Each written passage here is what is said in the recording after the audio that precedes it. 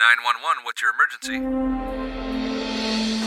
I'm Andi Clark, mom and wife of an officer. I've been reversing and preventing burnout in first responders since 2018. Welcome to the 911 Shift Ready podcast, where we will dive into sleep, anger, energy, hypervigilance, anxiety, and other burnout symptoms in order to arm you with the knowledge, understanding, and tools beyond exercise and nutrition to be 911 shift ready so you can thrive not only for the remainder of your career, but also at home in your family life. And then bring those tools back to your service so the compound effect can take place, and together we can decrease burnout in the 911 lifestyle community.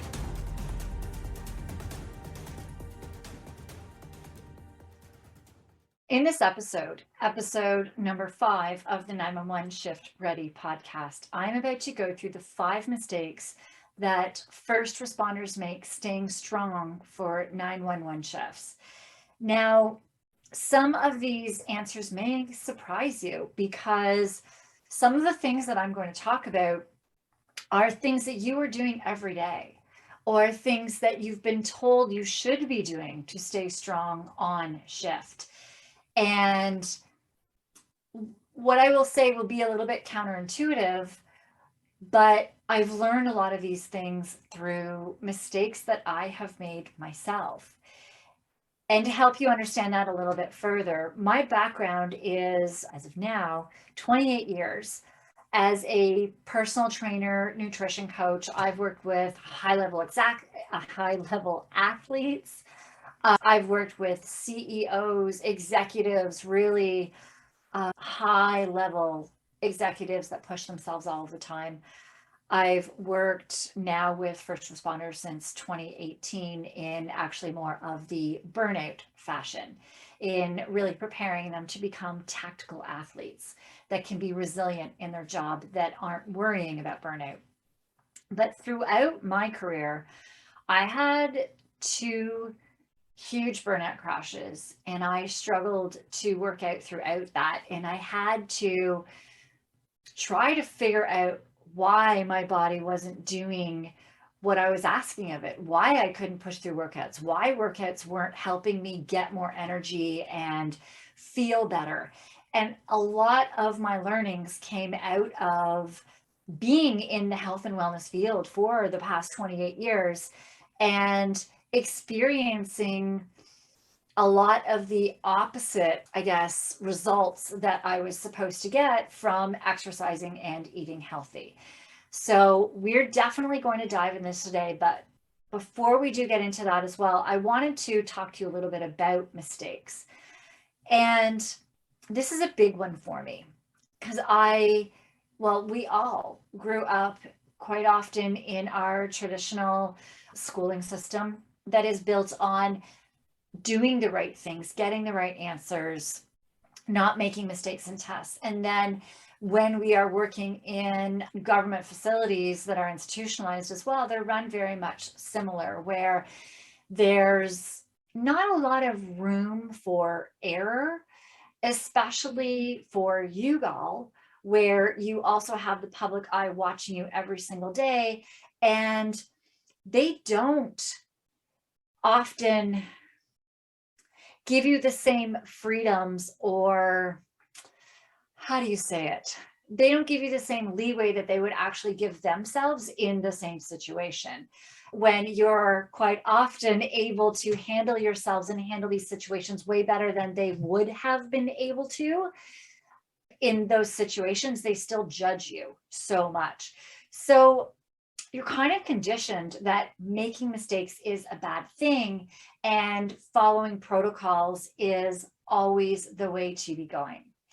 But what we do find is those that are very, very successful are the ones that really stop and take a look at what is working, what isn't working, and why is something working and why is something not working, and diving into that.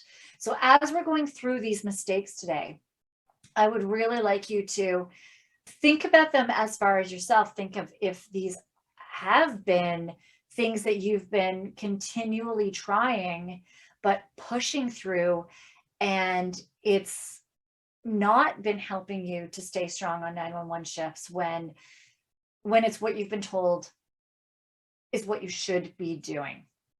Hope that all made sense to you. Anyways, let's dive into these mistakes. So the first mistake is working out the exact same way that you did before you started the job. So when you were a civilian, you weren't really adjusting to the demands of the job and what the shifts do to your body. And quite often, we just continue doing the same thing. We are told exercise is great for you, exercise helps to relieve your stress. And in the majority of situations, it definitely does.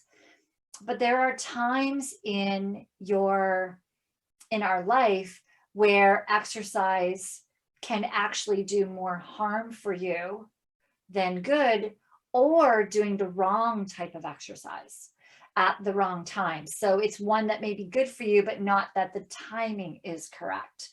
So let's think of this like an athlete, because you guys are tactical athletes. There's no way that you could do your job if you were not a tactical athlete. There's no way. So we're going to look at this from the lens of a professional athlete. When you take a professional athlete, they have a off season, and then they have their playing season.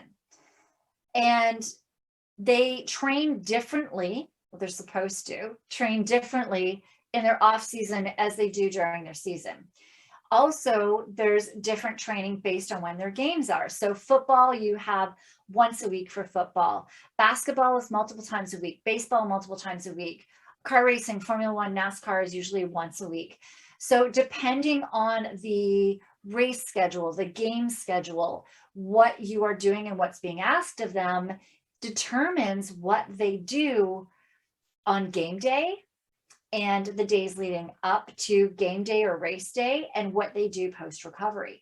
It is very different for each individual sport. And again, it will be different for you all as well. Fire, EMS, police, you are all, and corrections. I mean, the things that you guys do, there's different demands on you guys. Technically, there's different game days that you need to be peaking. There's different scenarios, different situations for each of you. And there's different playoff schedules. So your shift schedules are different. And understanding when you should have your rest days, when you should be doing your hard workouts, is very different based on which sport the athlete is playing on. Now, the thing that we get into another snag with you guys is that you don't know your game schedule. You may know your shift schedule, but you don't know when you might be called in on a day off. You don't know when on your shift, is it going to be the very beginning of your shift, mid shift, end of the shift, where that hot priority call comes from, where one of those calls that is going to take multiple hours. And this is also the difference between fire, EMS, and police, is that fire, you may be fighting a fire for hours and hours and hours. If it is a multi-alarm fire, you could be there for quite a long time. Whereas for police, and I mean, when I'm saying you're fighting it, you're actually like fighting the fire. So you're actually in the game, so to speak. Whereas when you are police, quite often the high trauma situations are quick. Things happen fast. When you need to peak, when you need to be on, it is fast. And then there's a whole trail of paperwork, of, it could be interrogations, depending on really what it was that you were doing. We could get into some of the specialty units as well, where you're doing like warrants, arrests, controlled buys. And that can be more of an endurance race with the odd high level competition in there. So when you're going for the warrants and everything, that's you're still in the game. It's almost like you're in the warm up, but then when you're actually serving the warrants, that is, depending on how many you have to do, there's so many situations, as I'm saying, like I could go through ones, right? So for EMS as well, like it depends, like so many factors. Has there been a natural disaster and you're needed for hours and hours at a time? Or was it one accident and you get on the scene and you get them to the hospital and then you're either handing them off or you're sitting in the hospital for hours. So there's so many different situations that we have to consider, whereas with a pro athlete, they have more predictability. They know their schedule. They know about how long it's going to be. I mean, baseball, sometimes you end up with double headers and stuff if a game gets canceled from weather, but that's far and few between, and they still are a little more predictable. So when we're looking at you, we have to consider so many more factors. It's not just even a regular 1 day a week schedule, or, like hockey, baseball, looking at their schedule. They know when all their games are. You don't know when these games are. You don't know when that hot priority call is going to happen. And we need to be ready for it. And when we're thinking of this as well, from the tactical athlete point of view, Tom Brady has been in his career and peaked in his career for so long. And it's not because he's pushing his body all the time. That's because he also has a balance between his recovery when he is doing his high intensity workouts in order to stay strong, when he's doing his tactical training in order to know, all the plays and working with the team, and when he's doing all the mental stuff as well. There's so many different factors that he's looking at for a game. We can also look at Gary Roberts from Toronto. Gary Roberts was a Toronto Maple Leafs hockey player. And I just knew of him because some of my friends actually worked at one of his gyms that he had here in Toronto. And it was a high performance training gym. And Gary Roberts' history was that for quite a while in his career, he worked off of his natural athletic ability. He had never really watched what he ate. He never watched his nutrition. He would just hit the gym when he needed to hit the gym, go hard. And he was being plagued with so many injuries that he had to stop and take that step back and start looking at his training, start looking at when he should be training, what type of training, off season, on season. That it was phenomenal. His training center was absolutely amazing to go into. And the way that they did train people, it still was a lot of civilians. These are high-end executives that I was working with. And when you're training them as well, they would be looking at them from like their whole year, their whole season, when they're off season, like when they needed to rest and recover and when they needed to be training.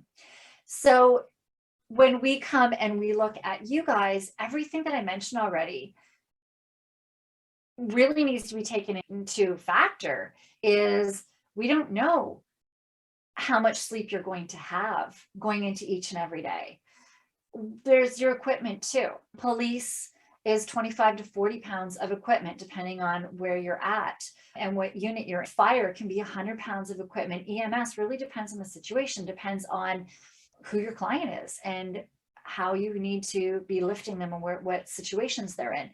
So the amount of physical exertion that you are requiring throughout your day, just from your equipment, uniform, or for EMS, the patients that you're dealing with, can vary as well as to the physical needs of your body. The length of your shift. I mean, a 12-hour shift does not mean a 12-hour shift. I am the wife of an officer, and I know that I'm often expecting those plan Bs. I'm often expecting, okay, sorry, running late. You get on a call, you can't just leave in the middle of a call. So you don't necessarily know how long your shift's going to be, when OT is going to be in there, the call volume that happened on your call. Were you able to eat or not eat? What were you able to eat? Were you able to get to your food that you brought? If you brought food, were you not and had to just grab and go whatever was closest?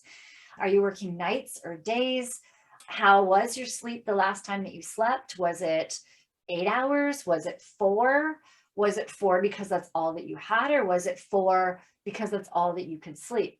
How stressed is your body? There's so many factors that we need to take into account with you that are throwing all of these curveballs at us left, right, and center, that it's not something where when you're working out, you can really do a structured program. You need to really understand what your body needs and when. When can you do that high intensity workout where maybe you could be going for some personal bests?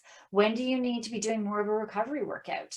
What does your body need on each specific day based on what just happened on shift, what your sleep was like, what's going on in your life? All of these things need to be taken into account.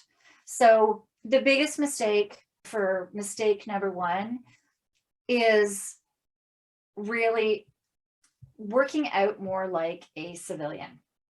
It's working out like you did before you started the job and not adapting to all of the nuances, demands, and things that are thrown at you each and every day on the job.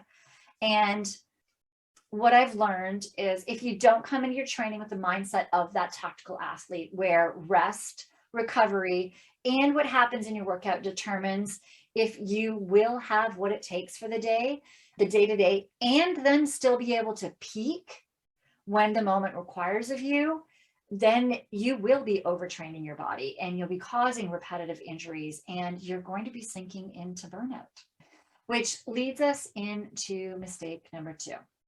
Relying on coffee, energy drinks to not only make it through your workout, but also to get through your shift. Now, we covered this in depth in the last episode, in episode number 4. So definitely go back to that to really dive into coffee and energy drinks and to really understand what coffee is doing for you. But a couple of things to really dive into is if coffee is supposed to increase your energy, then wouldn't all of you have tons of energy all the time? Wouldn't you just be, having no troubles making it through your shift? Would it not just be easy? Would you have tons of time for your family? If it gave you the right energy, you'd be able to still be like as active and your body would heal. Wouldn't it be doing all of those things if it was the best energy source for you and it was actually giving you energy? And because number one was diving into workouts as well, another question to ask is, do you need, and I mean need, a pre-workout drink before a workout in order to get through the workout? Or could you actually work out without a pre-energy drink? Because if you really need it, then that is telling your body that your body is absolutely exhausted. And that's where we dive back into mistake number one in asking yourself the question is, if I need the pre-workout drink. Now, pre-workouts can help you with your workout, but if you actually need it to get through your workout, if you need it to push and have as good of a workout as you usually have, then the question to ask yourself is, should I be doing this workout right now? Or should I be doing something else to help my body repair, heal, and recover so that I am strong on shift in order to stay safe? So with caffeine, a couple of things that I've learned through working with first responders is there really is a definite difference between enjoying coffee and needing it, where coffee controls you. We were talking about Tom Brady. Tom Brady enjoys the odd coffee, but he doesn't use that coffee to get through his games. So if you're using that coffee to get through your shifts, you might want to start looking at that and thinking, well, shit, what else is Tom Brady doing that I'm not, so that he doesn't need that coffee and to be able to have the career that he has and be able to really, peak during your job, during your career. And the thing to really take note, a big thing to learn from this one is that when you are really needing coffee, then that is a signal from your body that it's not recovering. And it's time to dive in under the hood and figure out why is your body not recovering so that you need that coffee. All right, so mistake number one is working out like you did before you started the job, like a civilian, and is one of the mistakes that is not keeping you 911 shift ready. And the other one is relying on coffee or energy drinks to not make it through your workout, but to also get through your shift, which leads us into mistake number 3. And now this mistake here, some of you may instantly think that I'm full of crap. You may instantly get your back up and be like, what the heck is she talking about? Because I swear by this, and this really works well for me. But I would encourage you to hear me out on this one. I have been working with first responders for a while. I know my shit. So this is something where I didn't believe it actually for the first year. In 2018, I actually was on board with this one. And through more research coming in and diving into more of it, we started making some changes with the responders that we were working with, and did notice an absolute difference on them being more able to make it through their shifts, on being stronger, having a clearer head. And that is thinking that intermittent fasting is great for 911 shift workers. And I know for some of you, this might be hard to hear, because intermittent fasting is all the rage. And when you start intermittent fasting, when you are like doing keto and you've really lowered a lot of crap. So when you start doing intermittent fasting, you're taking out sugars, you're taking out tons of carbs, you're pretty much taking out really unhealthy foods. So of course you feel better. You're taking out the crap. So you really do feel better, but you're also taking out some of the things that your body needs when diving back into the mistake number one, when we're talking about exercise. You're carrying all of that gear all day. You're rushing to calls. And even if a call is cleared, your body already got amped up like it does for a high intensity workout.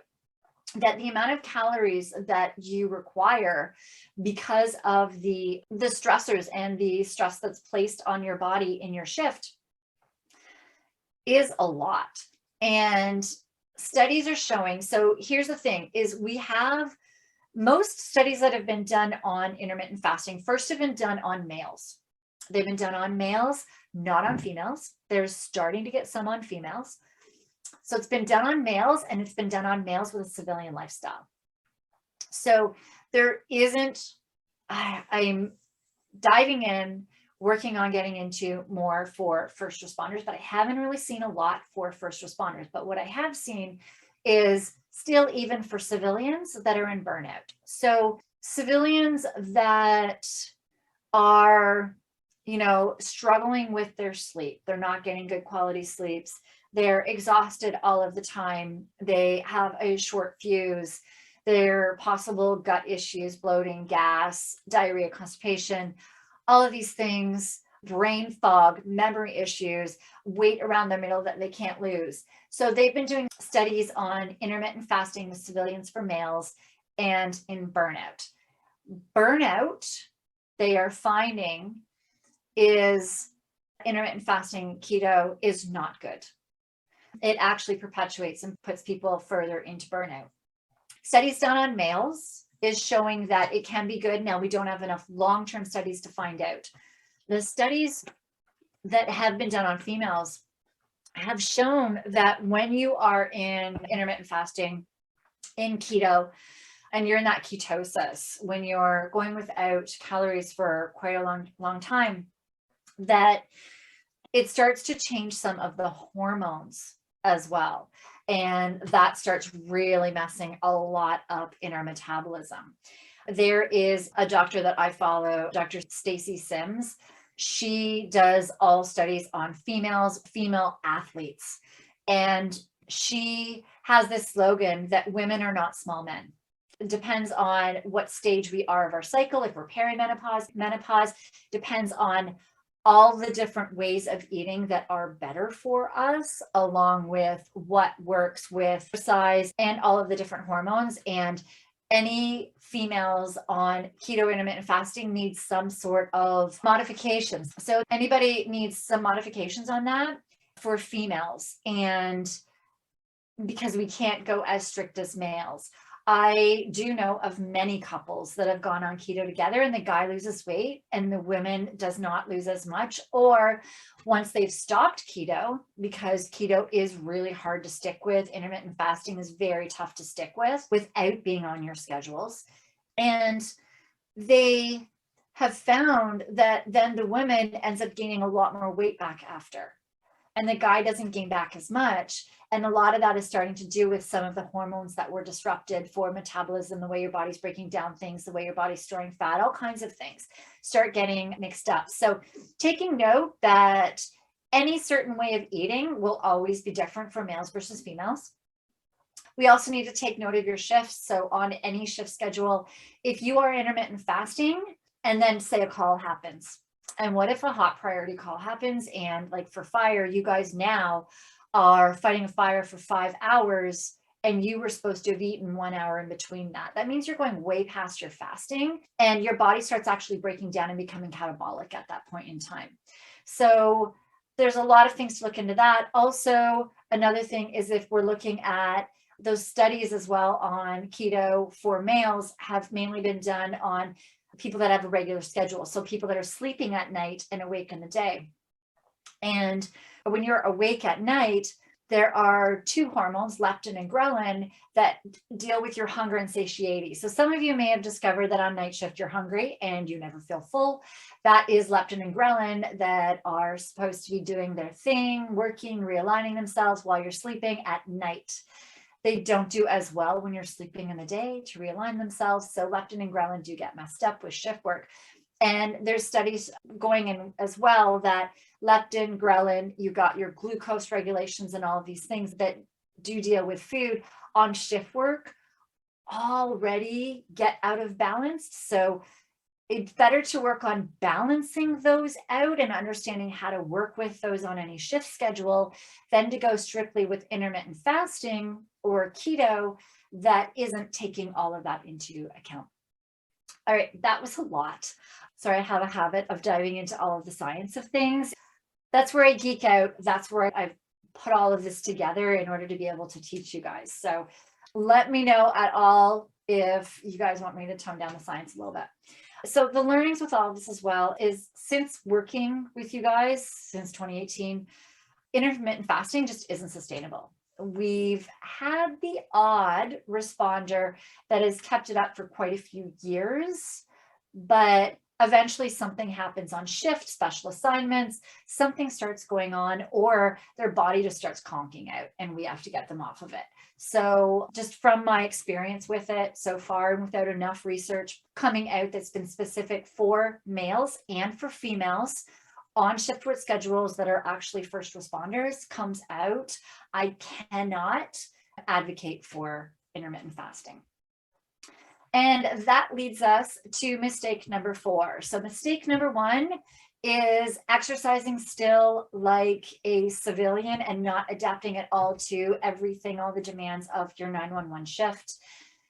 Mistake number 2 is relying on coffee, energy drinks to not only make it through your shift, but also to help you get through your workouts.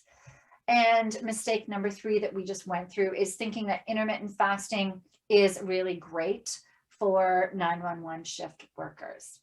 So mistake number 4 is where we think that being tired is all that the body needs in order to sleep on any shift schedule. I mean, I've been guilty for this. We all know this, that we will think, oh, okay, if I'm tired enough, I'll just be able to fall asleep. But if we think about this from the terms of kids, what happens to a kid when they're overtired? That's sometimes the worst, parents' worst nightmare on trying to get their kids to sleep, when your kids have gone past that point of no return.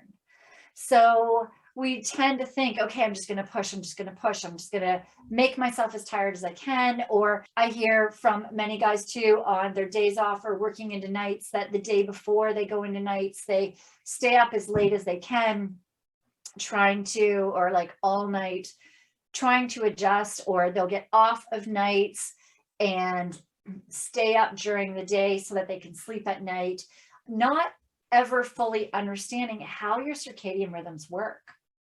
And so that just puts you then when your head hits the pillow, you're like that kid that is on their second wind and can't go to sleep, doesn't want to go to sleep, no matter what their parents do, no matter what songs they sing, how dark it is, how many stories they read to them, how many massages they give them, that kid's not going to sleep.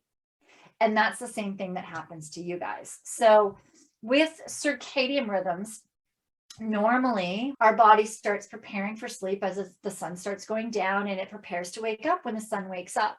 But when you're shifts, when you're all over the place, when you're working 24 hours and you have calls day and night, your body starts not knowing when to sleep, when to wake up either. So on top of just being so tired that you think you'll be able to fall asleep like an overtired child that is used to, well, should be used to falling asleep after the sun goes down, we're also throwing all of the shift work in it, which is messing up your circadian rhythms even more. So your body has no idea which end is up. It doesn't know when to send out sleep hormones, when to send out wake hormones. It has no friggin' clue.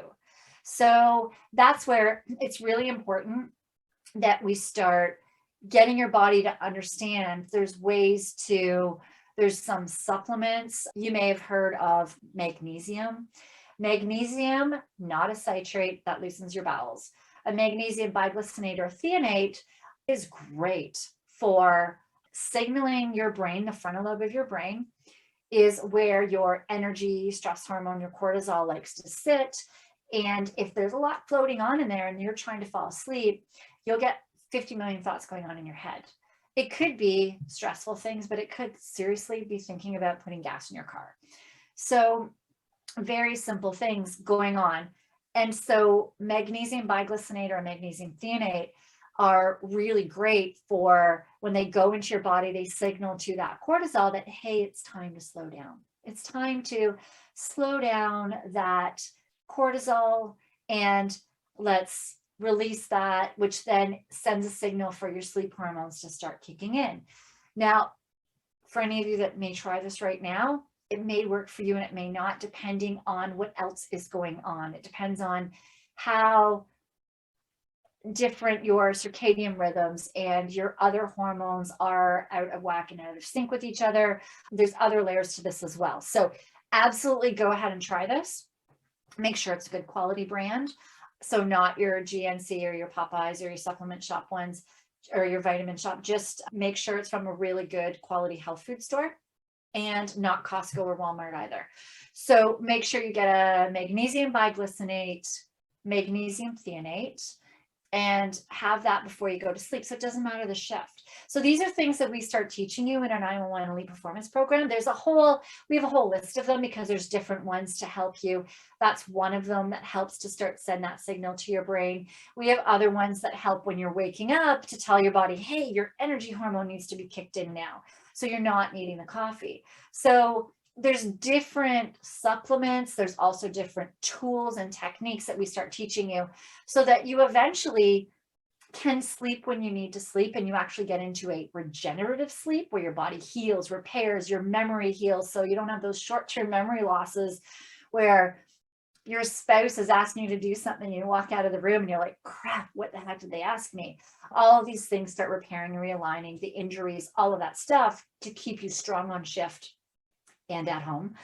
And those start kicking in once we put all of these tools together. So that magnesium biglycinate is just one of the tools to start getting your circadian rhythms to understand what shift are you on? Are you on first, second, or third today? Are you on days or nights? Are you on a 24?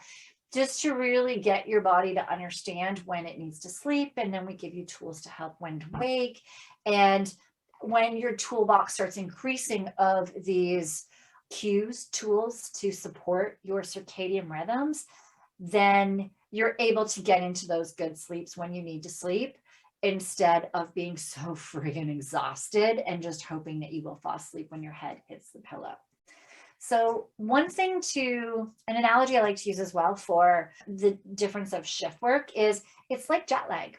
So except instead of being on a plane going somewhere, you're on shift, but those shifts are all over the place, days, nights, and they're like hopping into different time zones. So going on to day shift and then hopping into a night is going like traveling to a different country. And you have to adjust to each of those time zones. Now, hopefully, like quite often we're on a vacation, we're there for a week, 2 weeks that our body can adjust. And then it sucks when we come back and have to adjust again. But you guys are doing this continually, especially those of you that are on a 4 on 4 off with 2 days, 2 night shifts. You're in one country for 2 days and you're in another country for 2 nights. And then you're in another country for your days off.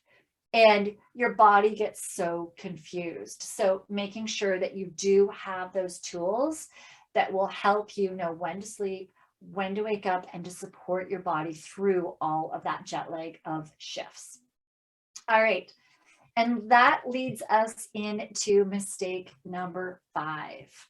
So mistake number 5 is using alcohol to de-stress or as a sleep aid. Now, the thing is, just like coffee, alcohol is a huge part of the social life of first responders. I was speaking at a conference once. It was trying to figure out how to word this without giving anything away. It was a very specialized conference, a lot of high level ups, a lot of high tactical training units were there. And as I was speaking, I was given some feedback or suggestions before I spoke that I should not talk about alcohol and tell them not to drink alcohol. And this was earlier on in my career of working with you guys. And I will say I was a little intimidated because of how high up these people were and what their positions were. But I've learned throughout that, first off, whatever ranking you are still human beings, and I'm not intimidated anymore. And I've learned that, like, every time that I do go speak at conferences, there's so much drinking. And I do also know that when there's a lot of traveling for units and tactical units where you are being billeted in hotels and for special operations, there's a lot of drinking that goes on. You may do 12, 15-hour shifts, and then you still meet up for drinks before you go and sleep. And when you're working 12, 15 hours, you don't have even enough time to get a good quality sleep. So there's definitely a time and a place for alcohol. But there's a couple of things to note about alcohol that may help you in understanding when and where to be using alcohol. So alcohol itself is a sedative. It's not a sleep aid. So the difference is a sedative knocks you out. So you seem like you are sleeping. A sleep aid helps to get all of the hormones that need to start kicking in so your body can heal and repair as you are sleeping. It gets all of those kicked in. So that's a sleep aid. So there's a big difference between a sedative and a sleep aid. Your alcohol actually decreases melatonin. Melatonin is your big sleep hormone. It decreases it and it stops your body from being able to heal and repair. It stops your memory from being able to take in and remember things that happened on shift, which is where sometimes remembering details from reports and stuff, when you're not getting into that good quality sleep, when melatonin's not kicking in, starts affecting that brain fog and your memory. Also with alcohol, it decreases your testosterone, your sex hormone. So when you first start drinking alcohol, it does decrease your inhibitions. So it makes you feel like you're good at sex. But over time, the testosterone starts decreasing, sex hormones decrease. And the thing is that shift work already and stress already starts affecting testosterone and sex hormones and stuff, which we will dive into in another podcast. There's a lot we're going to be diving into in this podcast. So the thing is understanding when and where to be drinking. And one of the things too is you will notice the difference between somebody who is thinking of themselves as a tactical athlete and somebody else who is just thinking, hey, yeah, I'm in a hotel for the night and this is great. I'm out with the guys. There's a big difference to how they perform, where they're mental, how they train. That is the difference between a professional athlete that is playing in the playoff games and getting MVP and the athlete that is on the bench that may not even make the team the next year. So it kind of goes into, where do you want to be? Do you want to be like that resilient tactical athlete that is making sure that when you are drinking, it's during a time that is not going to affect your performance and your ability to recover and your ability to really stay strong on the job? Or are you going to be that responder that is not really vying for that position, that is just relying on luck to stay there, and possibly putting yourself, your own safety, as well as the safety of others, at jeopardy? So one thing that is super helpful with drinking is the Whoop band. So if you're watching on YouTube, I have a Whoop band. It looks like a watch, although it has no face on it. A Whoop band was designed for professional athletes, and it tracks a strain score, which I love. And the strain score is phenomenal to watch when you drink. So there have been a lot of studies done, because Whoop is designed for athletes, of athletic teams who would have their main games on Saturday, go out drinking on Saturday night.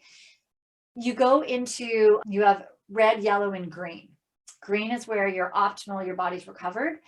After a game, when they would drink, it would take them until Wednesday to recover, which means that they couldn't start doing hard, tough workouts, really pushing. Their body wasn't able to remember things from workouts that they were doing before that, and they were at more risk for injury up until Wednesday. So if you have some sort of a tracker, you can track as well. What does the drinking do to your sleep? What does the drinking do to your strain score? If you have your blood pressure, your HRV, all of these different stats are really great to check when you're drinking, and you can find out how it affects you. And then you can start deciding when is the best time for you to be drinking and absolutely enjoying it, and when is the best time for you to be in the game, to really be focusing as that resilient tactical athlete.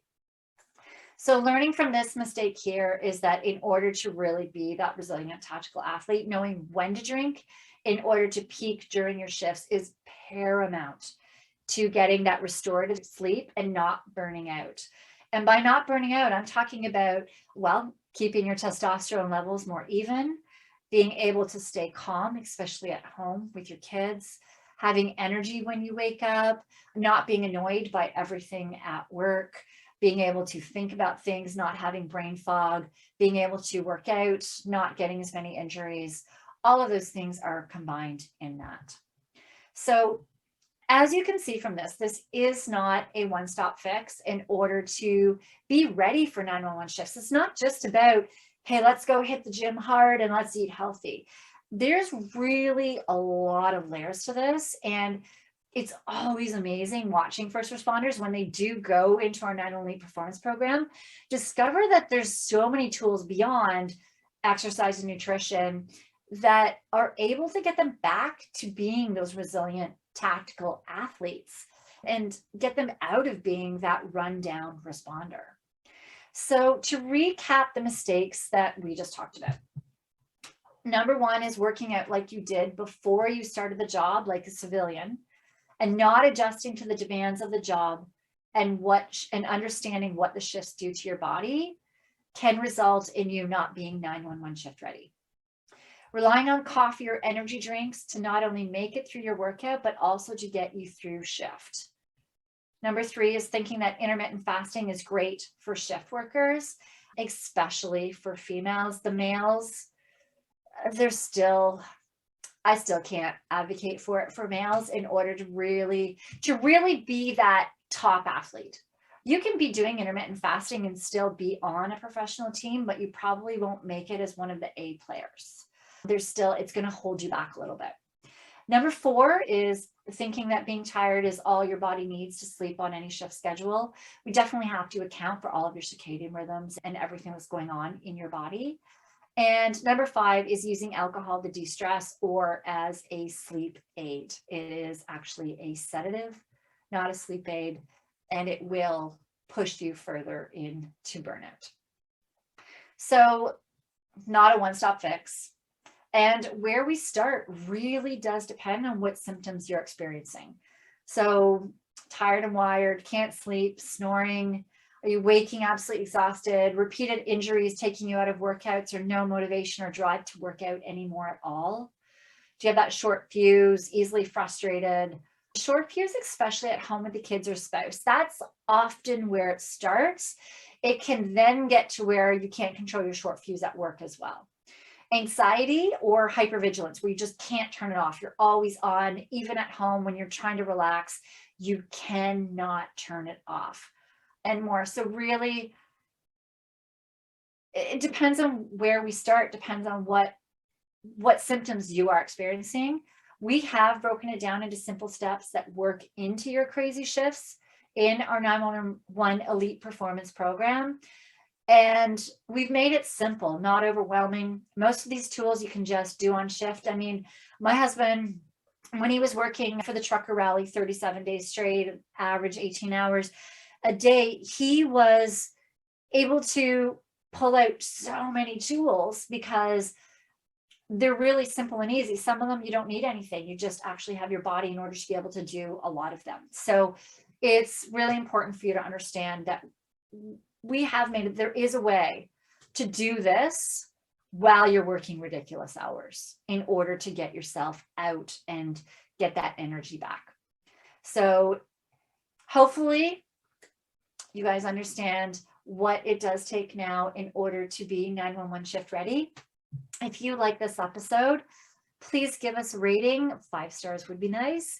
And a review. This podcast is new, and the more that we get, the faster that we get them, our podcast will start ranking higher, and more first responders will be able to see it. So we would appreciate your help in that, for us giving you all of this content and information in exchange.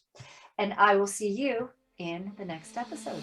I hope you have found value in today's episode. Don't forget to like and share this episode so it's shown to more first responders, and subscribe to this podcast so you don't miss future episodes. Go to our website, 911shiftready.com. If you would like to work with us, learn more about our 911 lifestyle program, gain access to our free training, join our mailing list, or find our social media channels. That's 911shiftready.com.